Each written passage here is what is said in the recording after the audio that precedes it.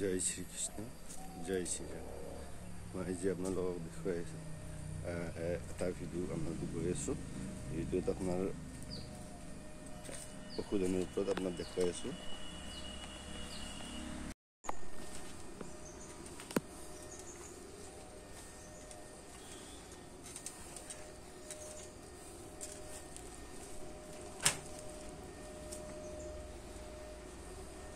খুব সুন্দর করে গেছি এটা হালবাদ ধরে গেছি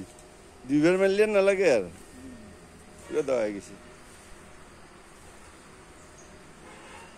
দেখা গেছো আচলতে এইবিলাক কৃষক এওঁলোকৰ আমাৰ খেতি দেখুৱাম এওঁৰ লগত আচলতে অতুল বৰ্মনৰ আচলতে মই তেওঁৰ পৰা লৈ আহিছোঁ সেইখন তেওঁ হাল মাৰি আছিলে তাতে আপোনাৰ পালেং হৈছে তেওঁৰ মূলা হৈছে ৰঙালাও আপোনাৰ অৰ্জুনলাও দিছোঁ 2 বিঘা এই মাটিত আচলতে এইখন মাৰিছে আৰু আলু জৱাবাৰৰ খেতি আচলতে জৱাবাৰৰ পৰা কৰিছে এইখনৰে কৰি আছে কিন্তু কথাটো হৈছে কি আজি এওঁলোক আচলতে কৃষক নহয় এওঁলোকে বিঘাই বিঘাই বিলাহী কৰিছে ৰঙালাও কৰিছে আলু কৰিছে ধান কৰিছে কিন্তু এওঁলোক খেতিয়ক নহয় এতিয়া কথাটো আপোনালোকে চাওক খেতি কৰে কোনে আৰু নাম কাৰ হয় আমাৰ দেউতা পদ্মনাভ বৈশ্য তেখেতে জানে আপোনাৰ কৃষিৰ ওপৰতে কামৰূপ ডিষ্ট্ৰিক্টত আপোনাৰ জানে তেখেতে কৃষি বিপ্লৱ কৰিছিলে কৃষিৰ ওপৰত তাৰমানে তেখেতে যিবিলাক খেতি ইয়াতে নহয় তেখেতে ক'ব পাৰি এগ্ৰিকালচাৰৰ পৰা লগ লাগি ইয়াতে আনি কৰিছিলে আৰু সেই খেতি যিদৰে পুইশাকে হওক আপোনাৰ হেৰি হওক আমাৰ দেউতাই ইয়াতে আনিছিলে আৰু তেওঁলোক আচলতে খেতিয়ক নহয় তেওঁলোকৰ মান্যতা নাপায় তেওঁলোকে কিন্তু দেশৰ অৰ্থনীতিৰ মূল্যায় সুতা তেওঁলোকৰ মান্যতা নাই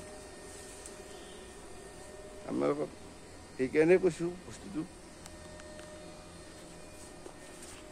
কোনে মান্যতা পাব লাগে কোনে নাপায় সেইবিলাক নাই আৰু আপোনাৰ যিকেইটা আপোনাৰ বিল্ডিঙত থাকে তেওঁলোক কৃষক হয় আপোনাৰ কৃষকে লোন নাপায় আপোনাৰ কৃষকে যদি লোন বিচাৰি লোন নাপায় মই নিজেই গৈছোঁ দদৰা বেংকত মই ক'ব লগা কথা দদৰা বেংকত কৈছোঁ মই চাকৰিৰ কাৰণে মই লোন নাপাওঁ কৃষিৰ কাৰণে লোন নাপাওঁ কিন্তু মই আপোনাৰ খেতিত আপোনাৰ কিবা পইচা ঘৰ নাই মোৰ খেতি বেলেগে খোৱা নাই নেকি কিন্তু মই কৃষকে লোন নাপাওঁ মই গাড়ী এখন বিচাৰিলে নাপাওঁ ট্ৰেক্টৰ এখন বিচাৰিলে নাপাওঁ কিয় কাৰণ মোৰ চাকৰি আছে আৰু মই সেইকাৰণে মাটিবিলাকক দিব লগা হৈছে বস্তুত বহুত কথা আছে চৰকাৰে আপোনাৰ কি চিন্তা কৰি কি কৰি আছে নাজানো মই এইটো আপোনাৰ কাকো দুখ দিয়া কথা কোৱা নাই দেশৰ অৰ্থনীতি কৃষকক আপোনাৰ উৰ্ধত ল'বই লাগিব মূৰত ল'বই লাগিব আপোনালোকে মূৰত মাথাত ল'ব লাগিব কৃষকক তেতিয়াই দেশৰ অৰ্থনীতি আপোনাৰ সুগম হ'ব নিবনুৱা সমস্যা সমাধান হ'ব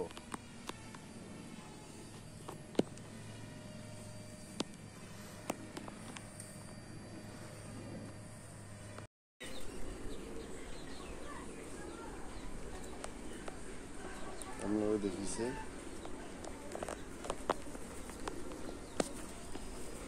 আপোনাৰ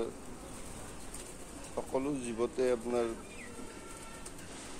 হৰিময় দেখিব লাগিব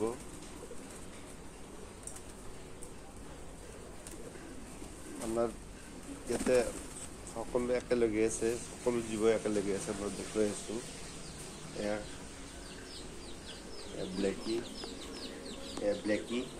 দেখিছে আৰু ইয়াতো লগত একেলগে আছে দেখিছে কিন্তু ব্লেকি ৰখি থাকে ইয়াতো ৰখি থাকে দেখিছে ইয়াতে কিন্তু ধৰা নাই চাৰিওফালে কুকুৰ শুই আছে ছাৰ এইফালে কুকুৰ শুই আছে ইয়াতে এইবিলাক আছে ইয়াতে ধৰা নাই কিন্তু ইয়াতে ওপৰত দিব দেখিছে আপোনাৰ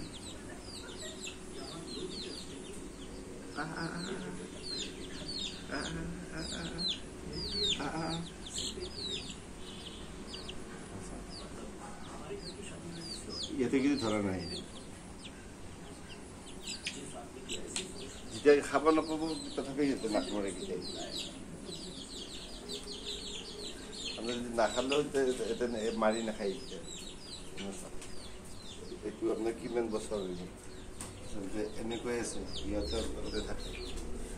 এদিনো মাৰি নাখালে আপোনাৰ চাওক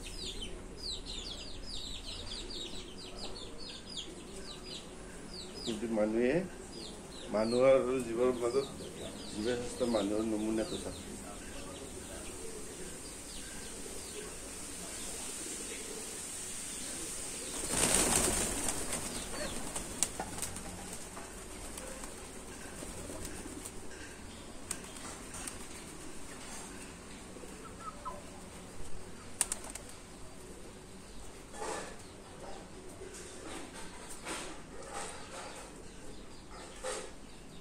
ইয়াতে চৰাইৰ বাঁহ আছে কাৰণ ৰাস্তাত আপোনাৰ গছ গছনিবিলাক নাই ৰাস্তাত গছ গছনি নাই চৰাইবিলাকত থকা জেগা নাই ইয়াতে 2-3খন চৰাইৰ বাঁহ আছে ইয়াতে চৰাইৰ বাঁহ আছে চৰাইবিলাকে ইয়াতে বাঁহ লয় আৰু এই চৰাইবিলাকে ইয়াতে দিনত ৰ'দত শুই থাকে গছ গছনি নাই ইহঁতে বাহিৰত যাব নোৱাৰে গছ গছনি নাই আৰু মানুহে মাৰি খায় আৰু ইয়াতে শুই থাকে ইয়াতে তলত শুই থাকে ৰ'দ যিমান দিয়ে ইয়াতে তলত শুই থাকে আৰু ইয়াতে চৰাইৰ বাঁহবিলাক আছে দেখুৱাই আছে ইয়াতে চৰাইৰ বাঁহবিলাক আছে এই চৰাই ইয়াতে বোধহয় থাকিব লাগে এতিয়াও চৰাইৰ বাঁহ আৰু ইয়াতে চৰাইৰ বাঁহ আছে আৰু ইয়াতে শুই থাকে ইয়াতে এইবিলাকক দেখুৱাই আছোঁ